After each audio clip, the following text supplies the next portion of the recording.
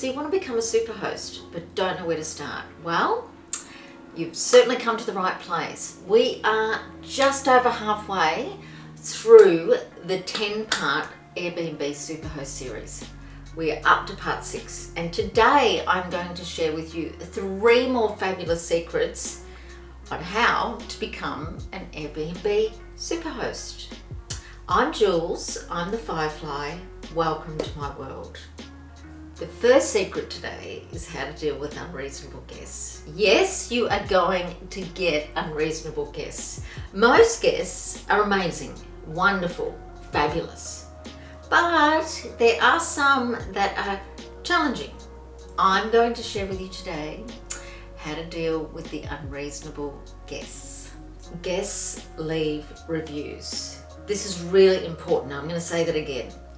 Guests leave reviews.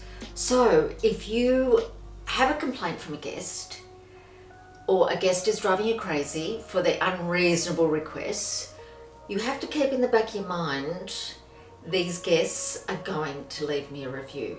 So it's really important not to go off at them or get angry or lay down the law. That's not going to work. You have to think to yourself, okay, what is the best way for me to deal with what this guest is asking of me? Sure, you might want to get angry, you might want to go off. I get it. We've all been there, but it just doesn't work unless you are fine with getting a bad review. So what you've got to think is, okay, how can I help this guest? What can I do? What can I do to make it better for them? So in part 2, I talked about reviews being your currency. Well, this is absolutely super important if you want to retain Superhost status. And if you get a bad review from a guest, your Superhost status is going to go down, and then you will lose your Superhost status. And you don't want that, do you? No. We do have unreasonable guests, and you can't deal with their issues, and that's when you get in touch with Airbnb. But for the most part, you've got to learn how to deal with them yourself. So let me share with you a story about how I dealt with an unreasonable guest. So in the early days of my Airbnb, I used to go in and do the cleaning. So here I am at the apartment, I'm cleaning, I'm restocking, it's all fabulous. And in walks this couple with a child. Now, besides the fact they were 4 hours early, they hadn't asked for an early check-in, I have a no child policy, no baby, no child policy, because I have a balcony. So I was a little bit taken aback that they hadn't mentioned they had a child. Anyway, I knew who they were, but I was like, can I help you? And they said, oh yeah, we've arrived early, we're really tired, we're jet lagged, we've got a child, she's niggly, we need to just, we're checking in, and that's sort of the end of it. And they were quite rude. And I was like, are you serious? I understand the child's niggly, but I've got to clean. And they said, well, you just keep cleaning and don't worry about us. No, that doesn't work that way. What I wanted to say was, no, it doesn't work that way. So go back downstairs, go to the cafe, and I will call you later. And I was just pissed off because they were rude. But of course you can't do that. So I had to put on my happy Jules face and say, look, I absolutely understand that you've arrived early. I appreciate that. You know, I'm sorry we didn't get to have a communication about you checking in earlier. I would have come to the apartment earlier, and I would have cleaned, then you could have checked in. That's okay. So I said, but I do have to clean, so it's only going to take me, another 40 minutes. So if you want to go downstairs, have a coffee, and I'll call you as soon as I'm done. And I was really nice about it. And I did. And I said, then you can check in early. So, they checked in 45 minutes later, and that was fine. And they left me a lovely review, and they were very appreciative that I could check them in earlier. They could check in earlier. I said, leave your bags, that's fine. Just go down and have a coffee and whatnot. I've had some other guests similar to that, and some are really demanding and some just expect. And the thing is, the really tricky thing was, what if the thing is, what I find, what if guests were still at the apartment checking out? Because I've had some guests arrive at like 7 in the morning and check themselves in. Hello? What if there's guests still at the apartment? That looks so unprofessional. So unprofessional. I've had demanding guests that want me to go and meet them, and they want me to come in now and, you know, have coffees and wines and all that sort of thing. So I'm always really polite. And I do state on my ad that I don't actually, I'm not there to meet and greet, and that's why I have self-check-in. But the most important thing is you want to get a great review. So even if you want to lose your shit at someone because they're annoying and they're rude, you can't. Because if you do, you're going to get a bad review. But if you pause, just pause, think through it. You are the host, so just be measured.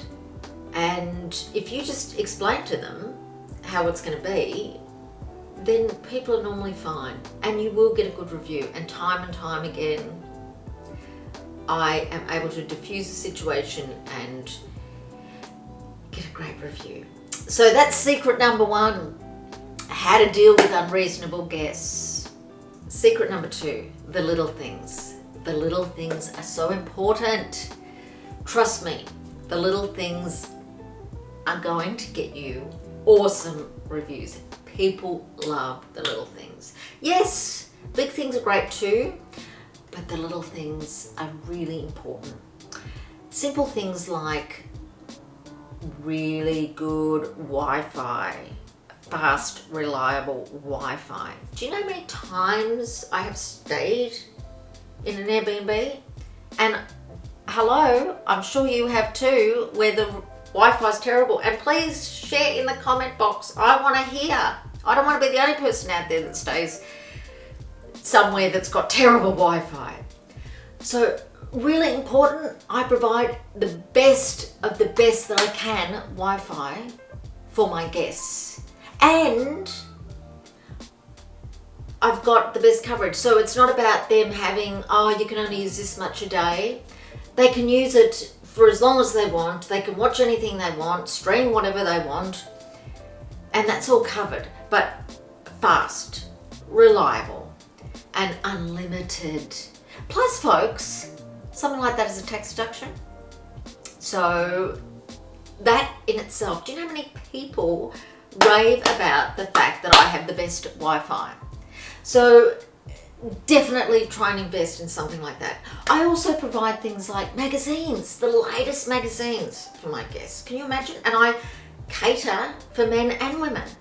So I've got men's magazines and women's magazines. And it's great because I get to read them. I change them over once a month. I don't have many, but I have 2 or 3. People love those magazines. And then when they've left, the guests, when the next month's subscription comes out, I replace them, I read them, and then I collate them, and then I go and take them to the hairdresser or men's shed or the doctor's, or I give them away. And people love receiving magazines. Little things like, you know, a bottle of wine, a bottle of champagne if it's a wedding anniversary. These things are really important. They make you feel special, and the guests will love that because you've made them feel special. So, secret number 2, the little things. Secret number 3, invest in a decent sized TV and a streaming service like Netflix or Stan, Apple TV. There's so many streaming services out there. People loved the fact that I had a decent sized TV. In fact, I had a big TV. It was a 42-inch Sony Bravia, and it was on the wall. It looked amazing and it was great. I'm not saying you have to go out and buy a 42-inch TV, but please think about having a decent sized TV. Even if people don't watch TV, it looks great. And people used to comment all the time about the TV and the fact that I had Netflix Do you know how many people loved that? It doesn't cost much. It's $10, $12 a month. And everything's tax deductible here. It was so popular.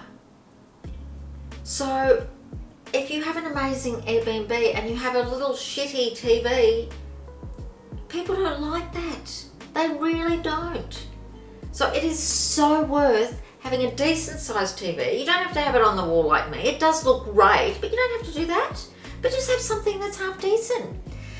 And have a streaming service. Invest in that. It's not that expensive and it's so worth it. And you will get bloody magnificent reviews each and every time, because remember, that's your currency. So that is secret number 3. Invest in a decent sized TV and a streaming service. Just to recap the secrets for today. Secret number 1, how to deal with unreasonable guests. Secret number 2, the little things. And secret number 3, invest in a decent sized TV and a streaming service. So if you've liked what you have heard today, comment in the box below. As always, I really want to hear your stories, so share with me. And if you like what you see, click on the link and I'll see you for part 7 of my 10-part Airbnb Superhost series.